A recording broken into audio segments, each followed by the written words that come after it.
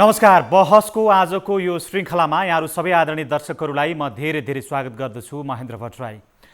दर्शकहरू, सर्वोच्च अदालतको पछिल्लो फैसलाले अघिल्लो पटक संसद दोस्रो पटक विघटन जुन गरिएको थियो, प्रधानमन्त्री जो निवर्तमान भइसक्नु भएको छ केपी शर्मा ओली, त्यो संसदलाई पुनर्स्थापना गरिदिएको छ र सँगसँगै अघिल्लो संसदको बहुमत सदस्यको हस्ताक्षर लिएर राष्ट्रपति कहाँ प्रधानमन्त्रीका लागि दाबी गर्न जानुभएका शेरबहादुर देउवालाई प्रधानमन्त्री नियुक्त गर्न सर्वोच्च अदालतले परमादेश जारी गरेको छ। यसले नेपालको राजनीतिमा एउटा नयाँ घटनाक्रम विकास भएको छ।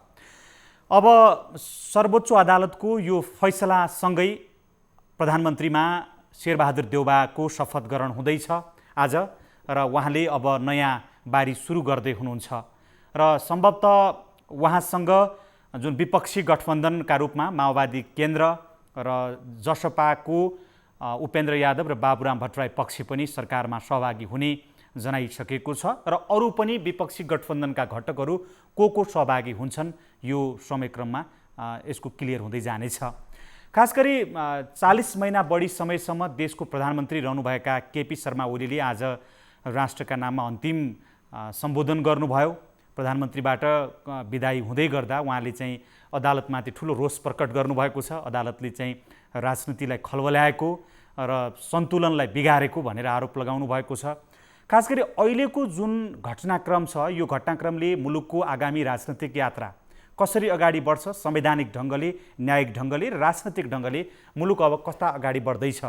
किनभने प्रधानमन्त्री नियुक्ति भएको 30 दिनभित्र शेरबहादुर देउवाले विश्वासको मत आर्जन गर्नुपर्नेछ र जुन अब फेरि चाहिँ जुन संसद बिउतिएको छ, बिउतिएको संसदको गणित हेर्दा कस्तो खालको आँकडा देखिन्छ भने उहाँले सहजै विश्वासको मत पाइहाल्ने अवस्था पनि अहिले देखिएको छैन र आगामी राजनीति यात्रा संवैधानिक दृष्टिकोणले कसरी अगाडि बढ्छ यो विषयमा हामी कुराकानी गर्नेछौँ। दुईजना संविधानविद, वरिष्ठ दुवै अधिवक्ताहरू दिनेश त्रिपाठी र बालकृष्ण नेउपानेसँग। यहाँहरू दुवैजनालाई हार्दिक स्वागत छ हाम्रो कार्यक्रममा। धन्यवाद। सबभन्दा पहिला दिनेश त्रिपाठीजी कहाँबाट म यो कार्यक्रम सुरु गर्न चाहन्छु। त्रिपाठीजी, सर्वोच्च अदालतको हिजोको फैसलापछि तपाईँले धेरै पटक चाहिँ आफ्ना विचारहरू विभिन्न माध्यमबाट सार्वजनिक त गरिसक्नु भएको छ, तर हाम्रो माध्यमबाट आम दर्शकहरूलाई बताइदिनुहोस् कि त्यो फैसलाको आशय जुन कार्यान्वयन आरम्भ भइसक्यो, प्रधानमन्त्रीमा शेरबहादुर देउवाको शपथ हामी अहिले यो कुराकानी गर्दै गर्दा हुने क्रममा छ, यो फैसलालाई यहाँले कसरी हेरिराख्नु भएको छ र यसको दूरगामी प्रभाव के हुन्छ? अब यो चाहिँ एउटा हिस्टोरिक जजमेन्ट हो नेपाली सुप्रिम कोर्टको, कन्स्टिट्युसनल बेन्चको, र वास्तवमा के हो भने यो सिस्टमेटिक ढङ्गले नेपालको संवैधानिक प्रणालीलाई डिरेल गरिएको थियो, यसलाई अन्डरमाइन गरिएको थियो। यो प्रधानमन्त्री केपी शर्मा ओली र राष्ट्रपति विद्या भण्डारीज्यूलाई यो मुलुकमा एउटा लिखित संविधान छ भन्ने समेत पनि उहाँहरूले हेक्का राख्नु भएको थिएन। उहाँहरू यो संविधानका प्रावधानहरू अनुसार मुलुकको शासन प्रणाली सञ्चालित हुनुपर्दछ र यसले हामीलाई बाँध्छ, हाम्रो बिहेभियरलाई बाँध्छ भन्ने कुनै उहाँहरूले हेक्का थिएन। यो मुलुकमा एउटा चाहिँ सुप्रिम कोर्ट छ जसले हाम्रो क्रियाकलापको चाहिँ संवैधानिकताको परीक्षण गर्छ भन्ने समेत पनि कुनै हेक्का थिएन। संविधानका माथि सिस्टमेटिक ढङ्गले एट्याक गरेर संविधानलाई एकपछि अर्को त्यसलाई अङ्गभङ्ग गरिएको थियो, छतविछत बनाइएको थियो र वास्तवमा के भने एउटा इभिल डिजाइनमा उहाँहरू चाहिँ वर्क गर्दै हुनुहुन्थ्यो। उहाँहरूको यदि चलेको भए यो संविधानलाई तिरोहित गरेर छाड्नुहुन्थ्यो, तर एउटा के छ भने यो संविधान कम्प्लिट एउटा एम्बुसमा परिसकेको कन्स्टिट्युसन थियो। हिजो सुप्रिम कोर्टको एउटा हिस्टोरिक जजमेन्टले संविधानलाई चाहिँ रेस्क्यु गरेको छ, संविधानको चाहिँ प्राण रक्षा गरेको छ, संविधानको चाहिँ शक्तिलाई स्थापित गरेको छ र अदालतले आफ्नो शक्तिलाई पनि, आफ्नो सर्वोच्चतालाई पनि स्थापित गरेको छ। सर्वोच्च अदालत साँच्चीकै सर्वोच्च हो। सर्वोच्च अदालतका शब्दहरू त्यो चाहिँ फाइनल वर्डहरू हुन्, त्योसँग तपाईँ असहमत भए पनि यसको चाहिँ वर्ड चाहिँ फाइनल हो, यसलाई चाहिँ मान्नुपर्छ भन्ने कुरा एउटा स्थापित भएको छ। मुलुक पुनः चाहिँ के भने एउटा कन्स्टिट्युसनल डेमोक्रेटिक अर्डरमा चाहिँ मुलुकलाई ल्याउने काम भएको छ र वास्तवमा के छ भने जसरी राष्ट्रपति महोदय र प्रधानमन्त्रीज्यू उहाँहरू दुईटैको एउटा बदनियतको, जालसाजीको, धोकाधडीको एउटा लामो श्रृङ्खला थियो। एकपछि अर्को उहाँहरूले संविधानलाई मिच्दै आउनुभएको थियो। गैर संवैधानिक अध्यादेश ल्याउनुभयो, त्यसबाट गैर संवैधानिक ढङ्गले आयोगहरूमा नियुक्ति गर्नुभयो, पटक पटक प्रतिनिधि सभाको विघटन गर्नुभयो। एउटा चाहिँ पार्लियामेन्ट्री डेमोक्रेसीको की इन्स्टिट्युसन भनेको चाहिँ पार्लियामेन्ट हो, त्यसले पिपुललाई रिप्रेजेन्ट गर्छ, जो चाहिँ टेम्पल अफ डेमोक्रेसी हो, त्यसलाई चाहिँ जसले जनताको आवाजले मुखरित गर्छ, जसले कानुन बनाउँदछ। तर चाहिँ के हो भने संविधान अन्तर्गत गठित भएको पार्लियामेन्टलाई डिफङ्क्ट गरेर रुल बाई अर्डिनेन्स एउटा चाहिँ अध्यादेशबाट चाहिँ शासन गर्न खोजियो। अदालतले क्लियरली भनेको छ यो एउटा धोखाधडीको एउटा नमुना हो कि हुँदा खाँदाको पार्लियामेन्टलाई डिजर्भ गर्ने, एक हप्तापछि बजेट ल्याउनु पर्छ भनेर संविधानको एउटा चाहिँ लिखित प्रावधान छ। डेट 15 गते बजेट ल्याउनु पर्छ, त्योभन्दा एक हप्ता अगाडि नै उहाँले पार्लियामेन्ट डिजर्भ गर्नुभयो र अध्यादेशबाट चाहिँ बजेट ल्याउनु हो।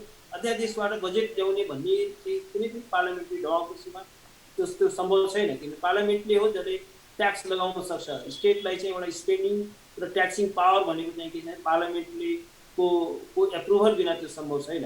तर बजेट पनि त्यसरी ल्याइयो र एकचोटि प्रतिनिधि सभा उहाँले विघटित गर्दाखेरि त्यसलाई बदर गरिसकेपछि फेरि चाहिँ त्यो पार्लियामेन्टलाई उहाँले चाहिँ फङ्सन गर्न दिनुभएन र त्यसपछि पुनः डिजर्भ गर्नुभयो। र एउटा चाहिँ एउटा विश्वासको मतमा पराजित भएको व्यक्ति कुनै पनि पार्लियामेन्ट्री डेमोक्रेसीमा चाहिँ के भने फेरि दोहोऱ्याएर शपथ लिँदैन। उहाँले दोहोऱ्याएर शपथ लिनुभयो र त्यसपछि उहाँले 76 बमोजिमको त्यो जुन प्रावधान छ विश्वासको मत लिनुपर्ने, विश्वासको मत चाहिँ लिन सक्नु भएन। त्यसमा चाहिँ के भने विश्वासको कोर्टले राइटली पोइन्ट आउट गर्यो कि विश्वासको मत नलिनु या विश्वासको मतमा पराजित हुनु त्यो एउटै कुरा हो। परीक्षामा सामेल नहुनु, ड्रप गर्नु वा फेल हुनु एउटै कुरा हो। त्यसकारण के भने फेरि उहाँ चाहिँ 76-5 मा गएर दाबी गर्नुभयो। अदालतले चाहिँ के छ भने उहाँले धेरै ठुलो झापड दिएको छ र प्रधान राष्ट्रपति महोदयलाई त साँच्चीकै यति स्ट्रङली वर्डेड कि राष्ट्रपतिको यो कदम चाहिँ विवेकपूर्ण छैन, यो चाहिँ सद्नियतपूर्वक गुड फेथमा गरिएको छैन।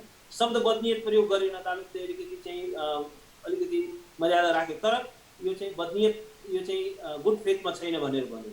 किनभने जब 149 जनाको हस्ताक्षर राष्ट्रपति कहाँ प्रस्तुत हुँदाखेरि पनि आधार प्रस्तुत त भइसक्यो, त्यो आधार त्यसलाई अझै छानबिन गर्नु पर्थ्यो। अदालतले कस्तो स्ट्रङली भन्यो कि त्यसलाई चाहिँ के छ अध्ययन गर्नु पर्थ्यो, छानबिन गर्नु पर्थ्यो, चिन्ता नबुझे यो सिग्नेचरहरूको बारेमा गर्नु पर्थ्यो।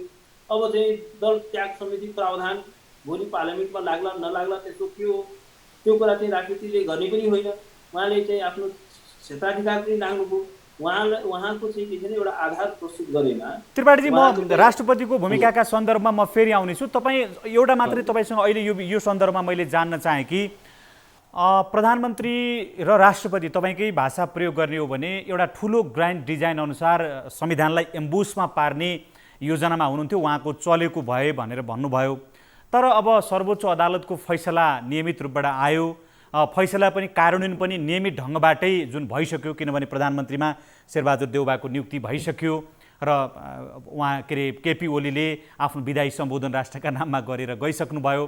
परिस्थिति हेर्दा त त्यस्तो कुनै डिजाइन थिएन, एउटा सरल अवस्थामै यो भित्रिने र बाहिरिने क्रम जुन देखिएको छ यो त सरल देखियो। तपाईँले कता कता आशंका गर्नुभएको थियो उहाँको चलेको भयो भनेर भन्दा त्यो तपाईँहरूले देखेको ग्रान्ड डिजाइन के थियो? लेफ्ट विथ नो अप्सन भन्छ क्या, कुनै विकल्प बचेन, विश्वास पार्यो नि अदालतले साँच्चै भन्यो भने उहाँले चल खेल गर्ने त्यो ऐया पनि भन्ने मौका दिएन। अदालतले त के भन्थ्यो भने यति चरम अविश्वास गर्यो राष्ट्रपतिलाई। वास्तवमा के छ कुनै पनि पार्लियामेन्ट्री डेमोक्रेसीमा रिटर्न कन्स्टिट्युसन जहाँ छ, राष्ट्रपति एउटा सिरमूल्य छ, त्यहाँ त्यसरी चाहिँ अदालतले त्यति स्ट्रङली वर्डेड गर्दैन। अदालतले यति अविश्वास गर्यो किनभने उहाँहरूको जुन ट्र्याक रेकर्ड छ त्यो जालसाजीपूर्ण तरिकाले काम गर्ने, धोखाधडीपूर्ण तरिकाले काम गर्ने। त्यसमा अदालतले के गर्यो भने 2 दिनभित्र समय तोकेर 5 बजेभित्र चाहिँ के अरे प्रधानमन्त्रीमा चाहिँ नियुक्त गर्नु भनेको मतलब के हो भने राष्ट्रपति भन्ने एउटा व्यक्ति मात्र एउटा इन्स्टिट्युसन त्यसलाई चरम अविश्वास गर्यो।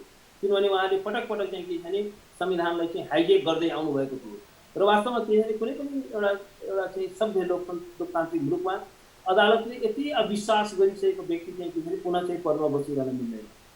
किनभने अदालतले चाहिँ घुमाउरो पाराले के भन्न खोजेको हो भने उनलाई चाहिँ के छ खेल्ने मौका दिएन।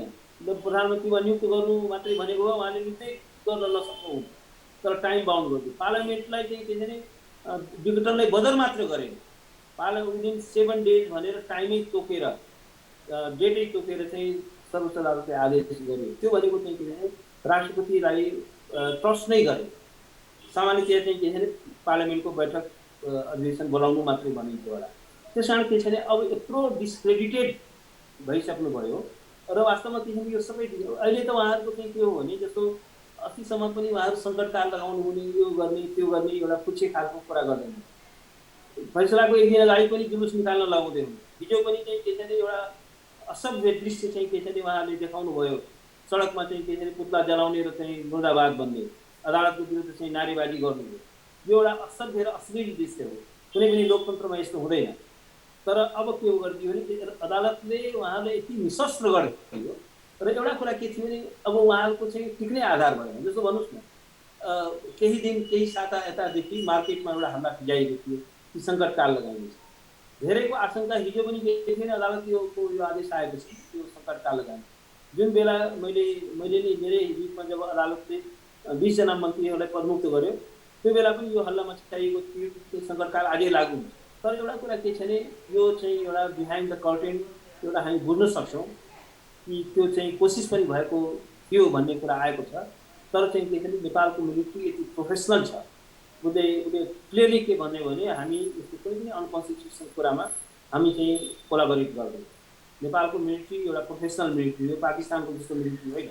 यो एउटा चाहिँ कन्स्टिट्युसनका प्रति लोयल्टी, यो कुनै व्यक्तिको सेना होइन। यो त हिजो ज्ञानेन्द्रको त सेना थिएन भने अब अहिले के कोलीको सेना हुन्छ। अनि चाहिँ के छ भने उहाँहरूको यो सहज होइन, कहीँ सबैले साथ दिन्छ। कोर्टले एउटा भर्डिक्ट दिइसक्यो, त्यो कोर्टको भर्डिक्टलाई डिफाई गर्ने उहाँहरूको हिम्मत छ? त्यो परमादेशलाई चाहिँ उहाँले काट्न सक्नुहुन्छ? त्यसको लागि चाहिँ कु गर्नुपर्ने हुन्छ। कु गर्नलाई त मिलिट्रीले ब्याक गर्नुपर्ने हुन्छ। मिलिट्रीले यस्तो कुरामा साथ दिँदैन। नेपालको मिलिट्री नेपालको कन्स्टिट्युसन बमोजिम गठन भएको मिलिट्री हो र यो त्यसको लोयल्टी भनेको चाहिँ अल्टिमेट लोयल्टी भनेको कन्स्टिट्युसनका प्रति हो। संवैधानिक प्रक्रिया बमोजिम गठित भएको सरकारले अहिले स्याल्युट गर्छ, बाँकीले अहिले सल्युट गर्दैन। त्यस कारण के छ भने अप्सनै केही भएन। चाहे उहाँको कोसिस थियो, एकपछि अर्को हेर्नुहोस् न। जस्तो भन्नुहोस् न, तपाईँको प्रतिनिधि सभाको विश्वासको मतमा पराजित भइसकेपछि संसारको कुनै पनि पार्लियामेन्ट्री डेमोक्रेसी छैन जहाँ चाहिँ प्रधानमन्त्री फेरि चाहिँ के छैन गएर फेरि प्रधानमन्त्री निस्किन्छ। फेरि पनि जसले म दाबी पेस गर म आफ्नो चाहिँ विश्वासको मत दिन सक्दैन भनेर सरेन्डर गरेको प्रधानमन्त्रीले फेरि गएर चाहिँ दाबी गर्दैन। के आधारमा उहाँको 1 घन्टामा फेरि उहाँको अवश्य पनि त्रिपाठीजी म फेरि आउँछु तपाईँसँग, फेरि आउँछु। म बालकृष्ण न्यौपानेजी कहाँ जान चाहन्छु। बालकृष्ण न्यौपानेजी, प्रधानमन्त्री जो निवर्तमान भइसक्नु भएको छ, प्रधानमन्त्री केपी शर्मा ओलीले चाहिँ राष्ट्रका नाममा सम्बोधन गर्दै शक्ति पृथकीकरणको सिद्धान्त बमोजिम सर्वोच्च अदालतको फैसलाले चाहिँ शक्ति पृथकीकरणको सिद्धान्तलाई खलबल्याएको भनेर आरोप लगाउनु भएको छ। प्रधानमन्त्रीको यो सर्वोच्च अदालतप्रतिको आरोप र तपाईँको चाहिँ के भने सर्वोच्च अदालतको जुन फैसला पछाडिको जुन डेभलपमेन्ट तपाईँले देखिराख्नु भएको छ, कसरी हेर्नु भएको छ तपाईँले चाहिँ यो विषयलाई? अब यो कस्तो छ भने यो फैसलाले नेपाललाई सिङ्गापुर जस्तो बनाइदियो। जम्मै नेपालीलाई हाम्रो शेरबहादुरजीले रोजगार दिलाइदिनुभयो। 80 लाखलाई शिक्षा स्वास्थ्य निःशुल्क भयो। देशमा जुन व्याप्त भ्रष्टाचार छ त्यो कन्ट्रोल हो। भ्रष्टाचारीले सजाय पाए भने यो फैसलाले देशलाई राम्रो गरौँ भन्ने अर्थमा लिन सकिन्छ। तर यसले भोलि एमसिसी पास गरौँ, यसले तपाईँको नागरिकता ऐन पास गरौँ, यसले सिक्किम बनाउने काम गरौँ, यसले देश हितका कामभन्दा देश अहितका काम गरौँ भने यो काम कारबाही यो फैसला गलत रहेछ भन्ने अर्थ गर्नुपर्छ। 51 सालमा संसद पुनर्बहाली भएको थियो। त्यतिखेर पनि संसद पुनर्बहालीवाला मान्छेले संविधान बचायो, देश बच्यो भन्थे। तर संविधानै समाप्त भयो र म त त्यही 51 सालको फैसलाको परिणामले नेपालमा माओवादी जन्मियो र यो अवस्था सिर्जना हो भन्ने मेरो निष्कर्ष छ।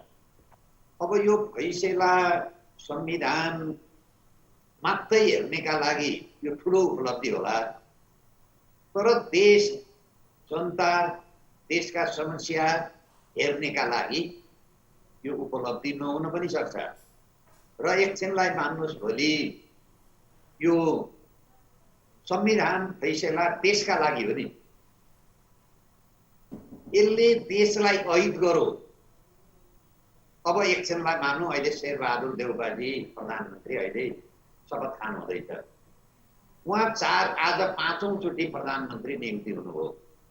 उहाँले 4 वटा उहाँका कार्यकालमा यो देशले के उन्नति गर्यो? अब अहिले शेरबहादुर देउपाजीको बुद्धि बङ्गारा फलाएको छैन होला, उहाँ अहिले साधु बिरालो हुनुभएको छैन होला, उहाँका वरिपरि जुन त्यो भ्रष्टाचारका ग्रुप त्यो कायमै छ। अब उहाँले यो देशलाई निकास दिन सक्नुहुन्छ, नेपाली जनताको समस्या समाधान गर्न सक्नुहुन्छ भनेर कसरी अनुमान गर्ने?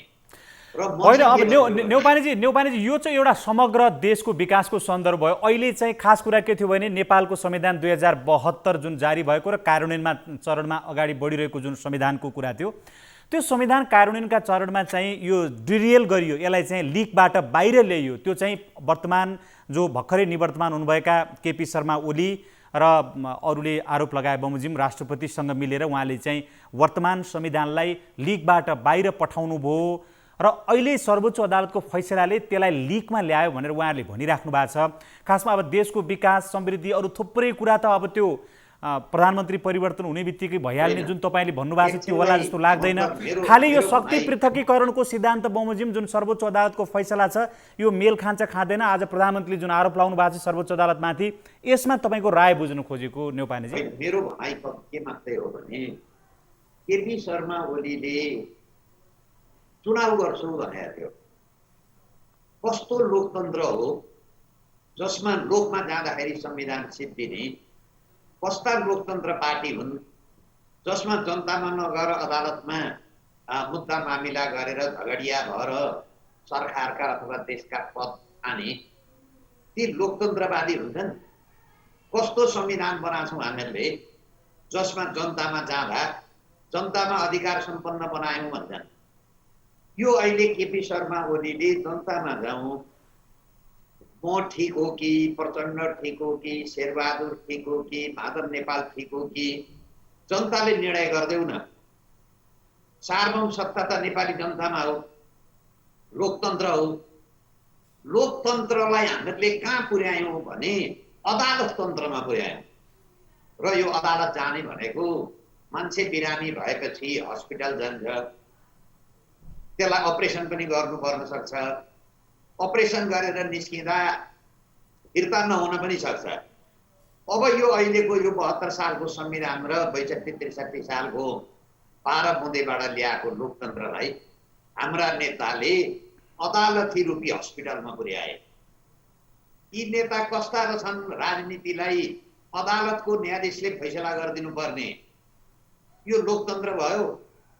त्यसैले अहिले जुन मलाई केपी शर्मा ओलीको मलाई समर्थन गर्नु छैन, म उहाँको कटु आलोचनक हुँ।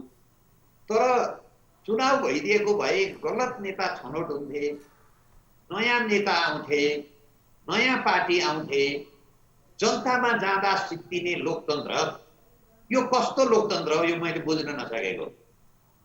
जनतामा एकछिनलाई भनौँ उहाँले सैनिक शासन लगाइदिएको भए, उहाँले राष्ट्रपति शासन लगाइदिएको भए यो संविधान डिरेल हो भन्ने अर्थ लाग्न सक्छ।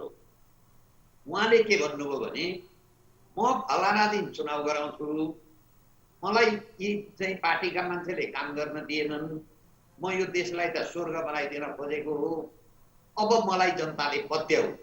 जनतामा जाँदाखेरि समाप्त हुने संविधान, निर्वाचन गर्दा समाप्त हुने संविधान, चाहिँ जनताले निर्णय गर्दाखेरि समाप्त हुने संविधान र त्यसरी समाप्त हुने यो व्यवस्था हामीले के ल्यायौँ? यो लोकतन्त्र हो?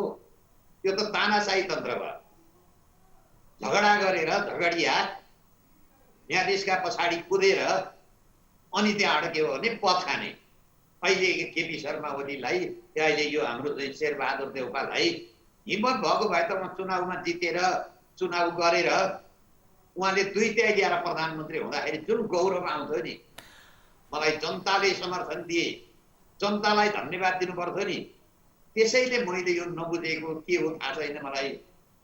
मैले प्रजातन्त्र लोकतन्त्र नबुझेको हो कि अब हाम्रा अरू ठुल्ठुला विद्वानहरू हुनुहुन्छ, जनतामा जाँदाखेरि चुनाव गर्दाखेरि जनतालाई आह्वान गरेर जनताले निर्णय गरिदिँदाखेरि समाप्त हुने संविधान, समाप्त हुने लोकतन्त्र, कस्तो लोकतन्त्र हामीले ल्यायौँ? हस् बालकृष्ण न्यौपानेजी, म एउटा छोटो ब्रेक लिन्छु, त्यस पछाडि म तपाईँहरूसँग फेरि उपस्थित हुनेछु। दर्शकहरू, बहसको यो श्रृङ्खला जारी छ, छोटो विश्रामपछि फेरि उपस्थित हुनेछौँ।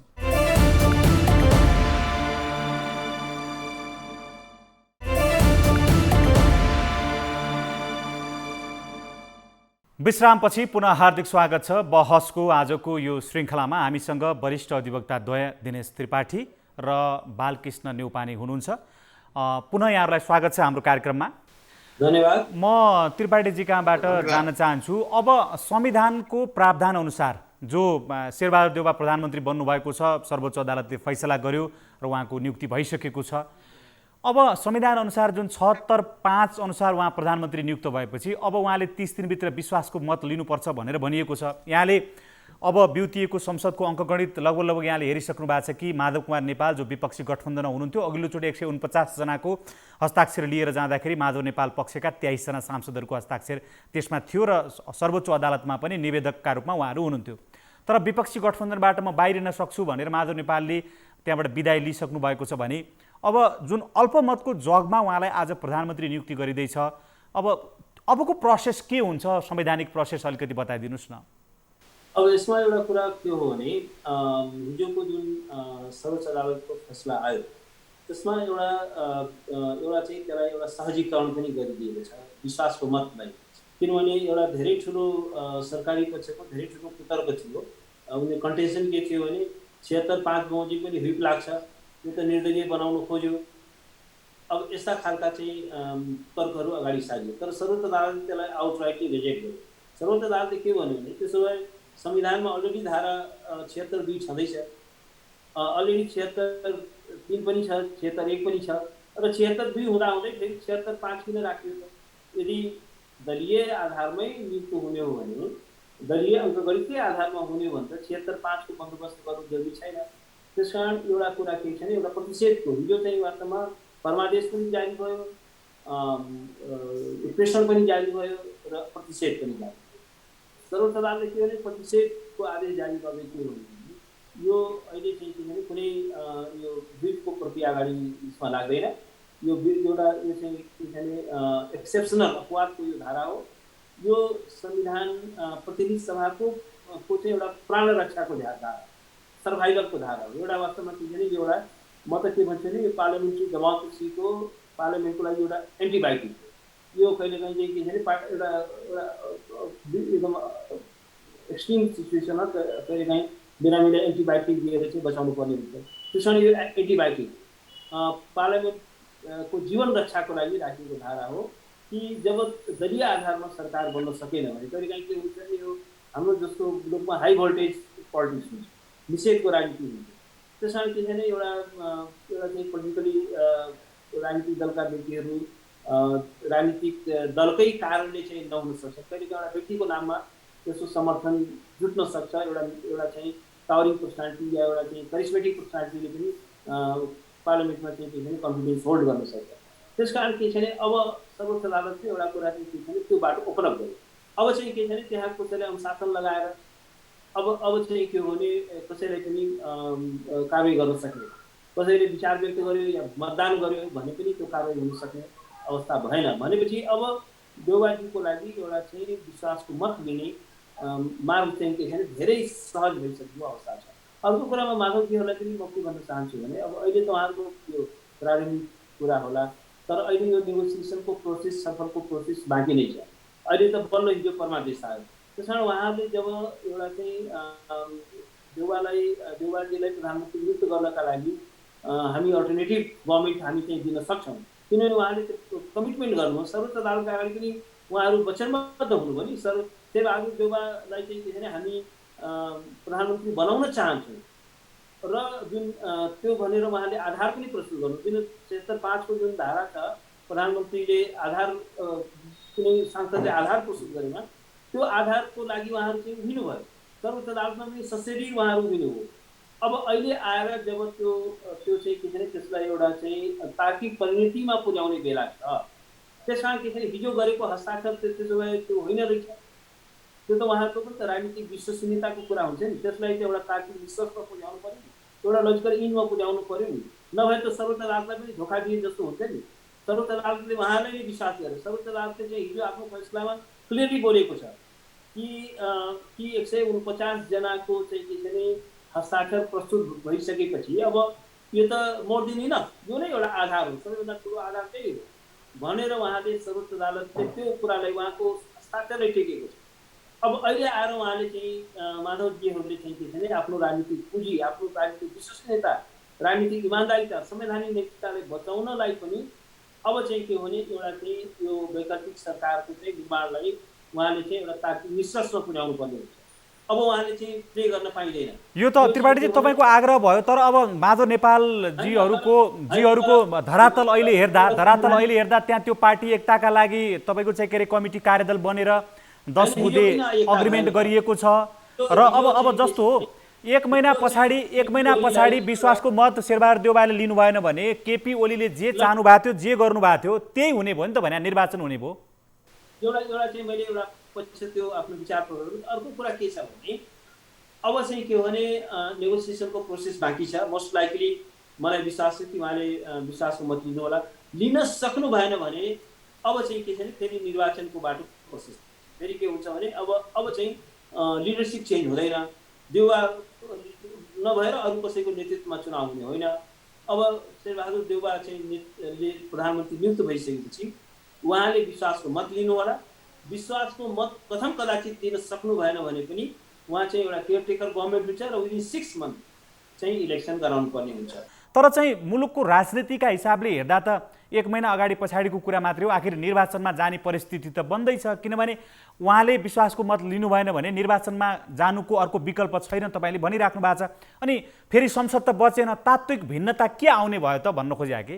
होइन, तात्विक भिन्नता के छ भने एउटा के हुन्छ भने अदालतले पनि र राजनीति चाहिँ के हुन्छ भने एउटा खेलको नियम हुन्छ। जस्तो भन्नुहोस् न 80सम्म चाहिँ उहाँले अल्टरनेटिभ उहाँ चाहिँ पार्टी दर्ता गर्न समेत तयार भइसक्नु भयो होइन। यही होइन सिचुएसन।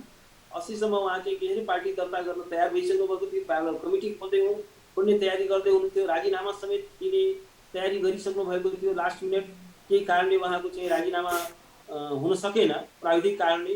तर त्यो हदसम्म उहाँहरू पुगिसकेको अवस्थामा र सर्वोच्च अदालतमा चाहिँ हस्ताक्षर लिएर सशरीर उपस्थित हुनुभयो। अब अहिले चाहिँ के छ भने त्यो प्रक्रियालाई त एउटा तार्किक निष्कर्षमा पुर्याउनु, त्यो त अदालतलाई पनि ढाँटे जस्तो हुन्छ नि त, अदालतलाई पनि धोका दिए जस्तो हुन्छ नि त। अदालतलाई धोका दिनु भनेको त कुनै पनि एउटा लोकतान्त्रिक समाजमा त्यो त वास्तवमा साँच्चै भन्यो भने उहाँहरूको राजनीतिक एउटा चाहिँ विश्वसनीयता नै समाप्त हुन्छ। त्यो त एउटा भोलि अदालतलाई पनि उहाँले चाहिँ धोका दिए जस्तो भयो। उहाँकै हस्ताक्षरलाई टेकेर अदालतले के भने यत्रो 149 जनाको हस्ताक्षर हुँदा पनि उहाँले चाहिँ के छ भने नियुक्त गर्नु भएन। त्यस कारण के छ भने यो चाहिँ राष्ट्रपतिजीले चाहिँ के छ भने आफ्नो संवैधानिक भूमिका र कर्तव्य चाहिँ निर्वाह गर्नु भएन भनेर बोलेको अवस्था छ। अब त्यसो भए त यो त उहाँले त्यो त हस्ताक्षर फिर्तै लिए जस्तो भयो नि। त्यो भनेको त उहाँको चाहिँ के छ भने राजनीतिक विश्वसनीयताको लागि राजनीतिक एउटा political against the political morality, against the political decency, यो चाहिँ के छ भने अदालतले पनि धोका दिए जस्तो हुन्छ। अब तर उहाँले त्यसको चाहिँ लेखिबदी उहाँले आफै विचार गर्ने हो। म एउटा नागरिकको रूपमा म उहाँले त्यही सल्लाह दिन चाहन्छु कि तपाईँले अदालतमा एउटा कमिटमेन्ट गरिसक्नुभयो, एउटा चाहिँ हस्ताक्षर एउटा सिग्नेचरी भए तपाईँ जानुभयो, देउवालाई चाहिँ के छ भने नेता मानेर जानुभयो। त्यहाँ एउटा स्थिति हेर्नुहोस्, त्यो दिनको म घटनाक्रमहरू म तपाईँले स्मरण गर्न चाहन्छु। त्यो दिन देउवाजीले त माधवजी तपाईँ नै हुनुहोस्, म हुन्न, तपाईँले मसँग सिग्नेचर गर्न तयार छु भनेर त्यो पनि भएको थियो। उहाँ आफै पछि डिक्लाइन गर्नुभयो, होइन म होइन तपाईँ नै हुनुहोस् भनेर सारा भइसकेपछि अब अहिले आएर जब सर्वोच्च अदालत त्यो चाहिँ के छ भने त्यो 76/5 को जुन एउटा प्रक्रिया एउटा लजिकल एन्डमा पुग्ने बेला आएको छ, 76/5 को प्रक्रियामा चाहिँ के छ भने अनुसारको दाबी लिएर उहाँहरू जाने अनि अहिले आएर चाहिँ त्यो चाहिँ के छ भने बिच नदीमा पुगेर मजारमा पुगेर होइन हामी त तपाईँको साथमा छैनौँ भन्दाखेरि देउबाजीलाई त घाटा होला, मुलुकलाई राष्ट्रलाई घाटा हुन्छ। दोस्रो कुरा के छ भने एउटा सबैले एउटा विवेकपूर्ण तरिकाले सोच्नुपर्ने बेला के आएको छ भने अहिले एक्सपर्टहरूको साइन्टिस्टहरूको चेतावनी छ कि अब कोरोनाको थर्ड वेभ फोर्थ वेभ आउँदैछ। हुनसक्छ मङ्सिरसम्म कार्तिकसम्म भयावह स्थिति हुनसक्ला र चुनाव हुन सक्ने वातावरण बनेन। किनभने हामी परिकल्पना गरौँ वैशाख 27 गते निर्वाचनको मिति तोकिएको थियो। त्यो दिन थ्याङ्क्स गड कि कोर्टले पार्लियामेन्ट रिस्टेट गर्यो। त्यो नगरेको भए चाहिँ आज के हालत हुन्थ्यो? अवश्य पनि हो, ठिक छ। त्यो चाहिँ एउटा पोलिटिकल मोरालिटीको यहाँले सन्दर्भ उठाउनु भयो। म मान्छेहरू चाहिँ के छ भने घरबाट बाहिर निस्किने अवस्था थिएन। ठिक छ, म बालकृष्ण न्यौपानेजी कहाँ आउँछु, अलिकति त्यस पछाडि तपाईँसँग फेरि म जोडिनेछु। बालकृष्ण न्यौपानेजी, एउटा म अलिकति एउटा अर्को प्रश्न जुन छ प्रधानमन्त्रीजीको आजको जुन चाहिँ प्रेस कन्फरेन्स छ या उहाँको राष्ट्रनामा संयोजन छ, उहाँले जुन सेपरेसन अफ पावरको कुरा गर्नुभएको छ नि, सेपरेसन अफ पावर नेपालको संविधान सेपरेसन अफ पावरमा छ। सेपरेसन अफ पावर र चेक एन्ड ब्यालेन्स सँगसँगै जान्छ। र सुप्रिम कोर्टको रोल के हो भने यदि स्टेटको कुनै अर्गन कुनै पदाधिकारीले संविधानको चहद्दीलाई नाग्दछ, फोर कर्नर अफ द कन्स्टिट्युसनलाई इम्पोज गर्छ, त्यसलाई नागेर काम गर्दछ भने त्यसलाई चाहिँ के भने संविधानको एउटा घेराबन्दीभित्र संविधानको अनुशासनभित्र बस्नलाई बाध्य गराउनु हो। पक्कै पनि अब तपाईँको विचारमा चाहिँ चेक एन्ड ब्यालेन्स चाहिँ बरु सेपरेसन अफ पावरको उल्लङ्घन गरेको होइन, आफ्नो संवैधानिक कर्तव्य र भूमिकाको दायित्वको चाहिँ निर्वाह गरेको हो। And supreme court is a supreme and it is a final interpreter of the constitution. हस्, म बालकृष्ण न्यौपानेजी कहाँ जान चाहन्छु। स्वभावतः उहाँ चाहिँ तपाईँ अब वरिष्ठ अधिवक्ता भए पनि अहिलेको संविधानको राजनीतिक रूपबाट भन्दा त्यसको आलोचक हुनुहुन्छ।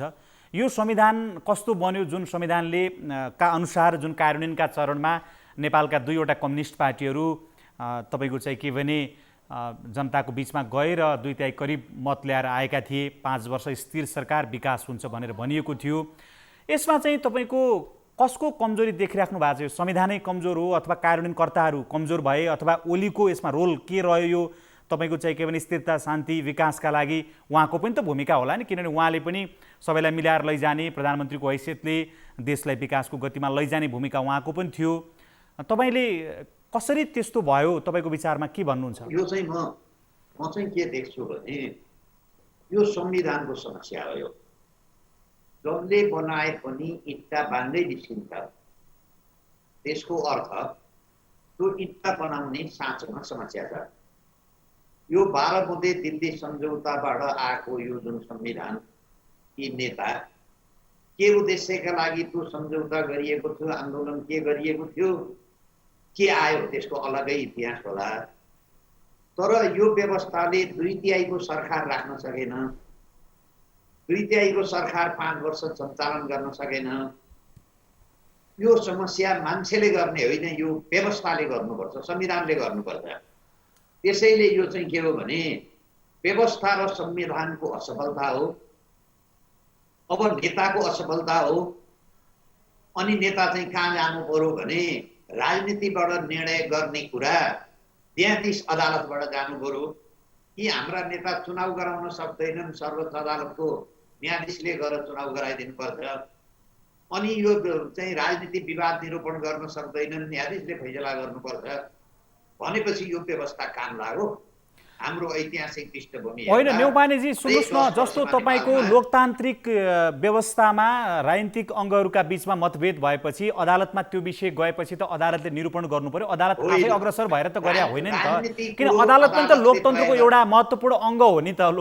अदालत त्यसमा प्रवेशै गर्न पाइँदैन भनेर राजनीति कुरो राजनीतिबाट तय गर्नुपर्छ, राजनीति कुरो जनताले तय गर्नुपर्छ। निर्वाचन भनेको राजनीतिक पार्टी र नेताको फिल्टर हो। यी यस्ता पार्टी र नेता जो चाहिँ फिल्टरमा बस्न चाहँदैनन्, तपाईसँग सुन छ कि पित्तल छ, तपाईँ कसी लाउन चाहनुहुन्न, त्यसको अर्थ तपाईँको फल्तीमा भएको सुन होइन, त पित्तल हो नि।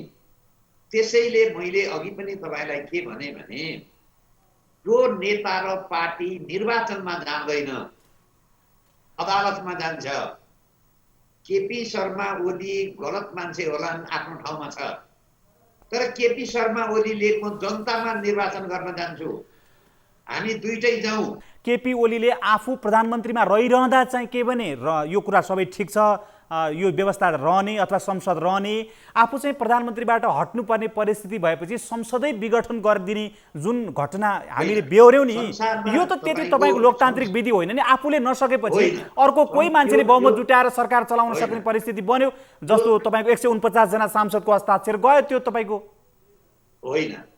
अब मेरो कति मात्रै हो भने संसदीय व्यवस्था हो भने नयाँ नीति लागू गर्नका लागि, संविधानमा यो कुरो मिलेन भन्नका लागि, नयाँ डिपार्चरका लागि प्रधानमन्त्रीले संसदमा पहिले कोसिस गर्छ। संसदमा कोसिस भएन भने जनतामा जान पाउँछ। केही समय अगाडि चाहिँ कुनै एउटा चाहिँ देशमा, इजरायल जस्तो लाग्छ मलाई, इजरायलमा प्रधानमन्त्रीलाई अविश्वासको प्रस्ताव राखेर हटे। त्यो पनि त्यतिखेर के मौका दियो, 7 दिनभित्र तिमी चुनावमा जान्छौ भने चुनावमा जाऊ, 7 दिनभित्र तिमी चुनावमा जाँदैन भने राजीनामा देऊ भनेर इजरायलले भन्यो। यो चाहिँ कस्तो हो भने हाम्रा 5 वर्ष संसद चलेर आएको सदस्य नियुक्ति भएर आएका मान्छेले चुन्नीकर ठेक्काको हामीले ठेक्का पायौँ। 4 वर्ष चाहिँ ठेक्का कर असुल गर्यौँ। हाम्रो ठेक्का कर असुल गर्ने 1 वर्ष बाँकी थियो। त्यो 1 वर्षमा चाहिँ ठेक्का तोडियो भनेर ठेकदारले अदालतमा मुद्दा गराएर ठेक्का कायम गरे, सरहको विवाद भयो। मैले एउटै मात्रै के हो भने संसदीय प्रणाली हो, 6 महिनामा पनि चुनाव हुन्छन्, संसारको देशमा भएका छन्। 6 महिनामा पनि चुनाव हुँदा आखिर जनताले दिन्छ नि त निर्णयलाई। हस् न्यौपानेजी, अब न्यौपानेजी म अन्तिममा गलतै होला एकछिनलाई मानौ, अवश्य पनि तपाईँको विचार मैले लिएँ। म अन्तिममा चाहिँ त्रिपाठीजी कहाँ जान चाहन्छु। त्रिपाठीजी तपाईँले बताइदिनुहोस् कि हामीसँग समय अब सकियो, हामीले छोटो मात्रै तपाईँसँग आज कुरा गर्न पाउने परिस्थिति छ, अर्को दिन फेरि यसबारे लामो बहस गरौँला। जस्तो यो बिचमा अब संसद पुनर्स्थापना भयो र नयाँ प्रधानमन्त्री आइसक्नुभयो, यो बिचमा केपी ओली प्रधानमन्त्री रहँदा संसद विघटन गरिसके यता थुप्रै निर्णय गरिएका छन्। संवैधानिक आयोगहरूमा नियुक्ति गरिएको छ, जो संसदीय सुनवाई गर्नुपर्ने संवैधानिक व्यवस्थाभन्दा विपरीत गएर अख्तियारदेखि थुप्रै ठाउँमा नियुक्ति भएका छन्। तपाईँ छोटोमा यो बताइदिनुहोस् कि यो बिचमा गरिएका यस्ता संवैधानिक नियुक्तिहरू अरू जे छन्, यसमा चाहिँ के हुनसक्छ तपाईँको विचारमा? किनभने संसद त पुनर्स्थापना भयो नि त। अब यो हिजो एउटा कानुन व्याख्याको सिद्धान्त छ, हिजो भइसकेका काम कायम हुन्छ। न्यौपानेजी, मैले अब तपाईँसँग बिदा लिएर त्रिपाठीजीलाई समय दिएको थिएँ, त्यहाँ यो जवाब चाहिँ त्रिपाठीजीबाट लिन खोजेको छु मैले। अनकन्स्टिट्युसनल एक्ट भनेको अनकन्स्टिट्युसनल हो र त्यस्तो कुरालाई चाहिँ अहिले चाहिँ लेजिटिमाइज गर्न मिल्दैन र आउटराइटली एउटा त संवैधानिक ढङ्गले अध्यादेश ल्याइएर त्यसबाट नियुक्त भएका पदाधिकारी आयुक्तहरू हुन् र त्यसमा संसदीय सुनवाई पनि भएको छैन भन्दाखेरि संविधानको डबल ट्रिपल चाहिँ के भाइलेसन यहाँ भएको छ, multiple violation of the constitution. र यो चाहिँ के छ भने यो कमिसनहरू भनेको चाहिँ हाई पावर कमिसन्सहरू हुन्, स्टेटका वाचडगका रूपमा रहेका छन्। यस्तो कमिसनमा भएको नियुक्तिले आज नेपालको अन्तर्राष्ट्रिय बेइज्जती भएको छ। मानव अधिकार आयोगको नियुक्तिलाई लिएर अन्तर्राष्ट्रिय जगतले गम्भीर प्रश्न चिन्ह उठाएको छ। त्यस निम्ति के छ भने अन्तर्राष्ट्रिय जगतले यसलाई त सच्याउ भनेको छ, यस्तो त हुनै सक्दैन, यसलाई त हामी मान्यतै दिँदैनौँ, हामी इङ्गेज नै हुँदैनौँ भनेर त्यसपछि निर्वाचन आयोग, यस्तो निर्वाचन आयोग जो डेबिट दिने कार्यकर्ताहरूलाई नियुक्त गरिएको चाहिँ निर्वाचन आयोगले निष्पक्ष चुनाव गराउँछ। अहिले हामीले हेऱ्यौँ नि सिद्धि या पोलिटिकल पार्टीको चाहिँ विवादमा चाहिँ के छ भने उसले जहिले पनि सत्तारूढ गुटको चाहिँ के छ भने उसलाई चाहिँ के छ मद्दत हुने क्रियाकलाप गर्यो भन्दाखेरि यस्ता सबै आयोगहरूको कुरामा गर्दैछु। त्यस कारण यो आउटराइटली यो अनकन्स्टिट्युसनल कमिसन हो। यी कन्स्टिट्युसनल कमिसनले निरन्तरता पाउन सक्दैन र यसलाई दुईटा बाटो छ। एउटा त सुप्रिम कोर्टले अहिलेसम्म यो मुद्दाको सुनवाई गरेको छैन, त्यसको एउटा रिट निवेदक म आफै छु। त्यस कारण अब चाहिँ के छ भने अनकन्स्टिट्युसनल ढङ्गले त्यो जुन अध्यादेशको आधारमा यो नियुक्तिहरू गरिए ती अध्यादेश चाहिँ के छ भने त्यसलाई चाहिँ बदर गर्नुपर्छ। अध्यादेश बदर हुने बित्तिकै त्योसँग त्यसको आधारमा भएका नियुक्तिहरू सबै बदर हुन्छन्, त्यसबाट निश्चित भएका सबै परिणामहरू बदर हुन्छन् र संसदीय सुनवाई बिना नै संविधानको धारा 292ले एउटा अनिवार्य व्यवस्था गरिएको छ। That is the mandatory provision of the constitution. त्यसको भोलन्टरी होइन, त्यो पालना गरे पनि संसदीय सुनवाई गरे पनि हुने, नगरे पनि हुने होइन। त्यस कारण त्यसमा संसदीय सुनवाई समेत नगरेर एउटा जालसाजी गरेर छलकपट गरेर धोखाधडीपूर्ण तरिकाले बदनियतपूर्ण तरिकाले यी नीतिहरू गरिएका छन्। र वास्तवमा पहिलो कुरा त उहाँहरूमा अलिकति पनि नैतिकता छ भने आफै चाहिँ के छ भने पदत्याग गर्नु जरुरी छ। यदि गर्नुहुन्न भने कोर्टले पनि उहाँहरूलाई चाहिँ बदर गरिदिन सक्छ र पार्लियामेन्ट चाहिँ के छ भने जस्तो यो चाहिँ के छ भने जुन नियुक्तिहरू भएको छ त्यो नियुक्ति चाहिँ के छ भने पार्लियामेन्टको हेरिङ बिना भएको छ। पार्लियामेन्टको हेरिङ बिना भएकोले अब चाहिँ के छ भने पार्लियामेन्ट अब बितिएको छ। 45 दिनको जुन अत्तो थापेर 45 दिन यो नियमावलीको जुन प्रावधान थियो कि 26 को जुन संसदीय सुनवाई सम्बन्धी नियमावली छ कि 45 दिनभित्र नियुक्ति हुन नसकेमा नियुक्ति गर्न बाधा पर्ने छैन जुन भनेको छ नि, त्यो पार्लियामेन्टै थिएन, त्यसका समितिहरू नै थिएनन् भने त्यसले कहाँबाट नियुक्ति गर्छ? हस् यहाँले महत्त्वपूर्ण समय दिनुभयो। महत्त्वपूर्ण समय र संवादका लागि यहाँहरू दुवैजनालाई म धेरै धेरै धन्यवाद दिन चाहन्छु। दर्शकहरू, दिनेश त्रिपाठी र बालकृष्ण उपाने दुईजना वरिष्ठ अधिवक्तासँग आजको बहसमा हामीले सर्वोच्च अदालतले गरेको पछिल्लो फैसला र त्यसपछि भएका घटनाक्रमहरूका सन्दर्भमा केन्द्रित भएर कुराकानी गऱ्यौँ। भोलि नयाँ विषय र पात्रहरूका साथ यो कार्यक्रमको अर्को श्रृङ्खला लिएर फेरि उपस्थित हुनेछौँ। आज हामी सबैलाई बिदा दिनुहोस्। नमस्ते।